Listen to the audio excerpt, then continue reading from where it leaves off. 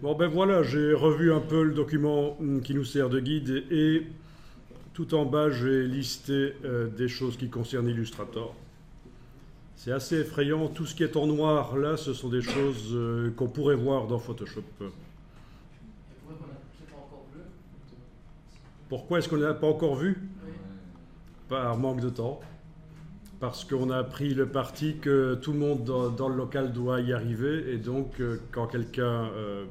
l'information va à la vitesse de la personne la plus lente. Sinon, voilà. Mais ceci dit, bon, on aura la possibilité de voir encore certaines choses dans Photoshop, bien entendu.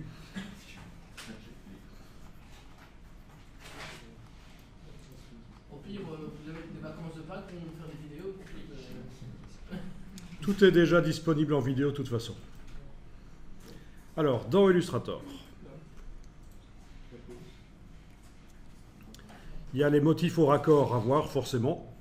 Une nouveauté dans les dernières versions d'Illustrator, c'est qu'on peut mélanger des vecteurs et des photos, du bitmap pour faire des motifs, le générateur d'harmonie de couleurs, un texte avec bord gracieux, c'est une petite astuce un peu comme celle que je vous ai donnée hier dans Photoshop pour faire du texte en coche, sauf que là c'est un peu différent, mais ça peut être très sympa.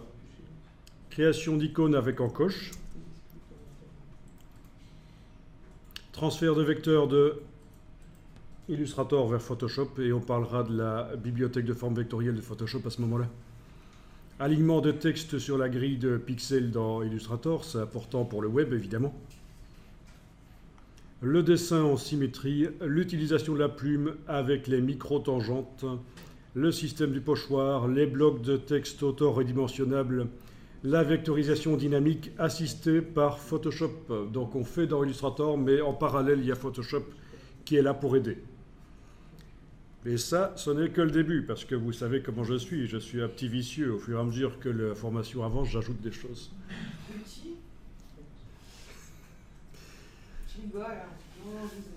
Tout ça sera retenu contre vous.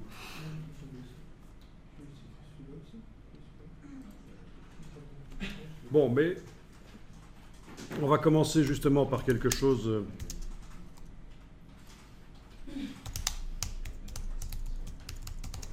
Le fonctionnement de la palette aspect sur des vecteurs Illustrator. Voilà. Également, oui, je m'y mets déjà à rajouter des choses. Hein. Quelle viciosité quand même. Voilà.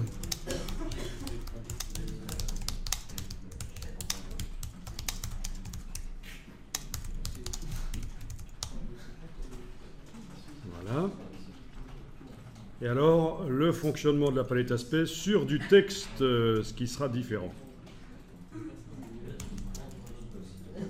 Du texte, voilà.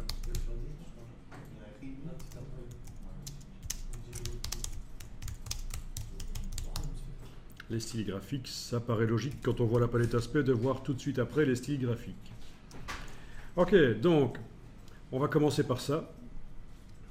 Alors, ceux qui connaissent Illustrator ne sont pas obligés de faire ce que je vais montrer ici nécessairement. Si vous pensez que vous connaissez Illustrator, vous pouvez regarder ça d'une oreille ou écouter d'un œil.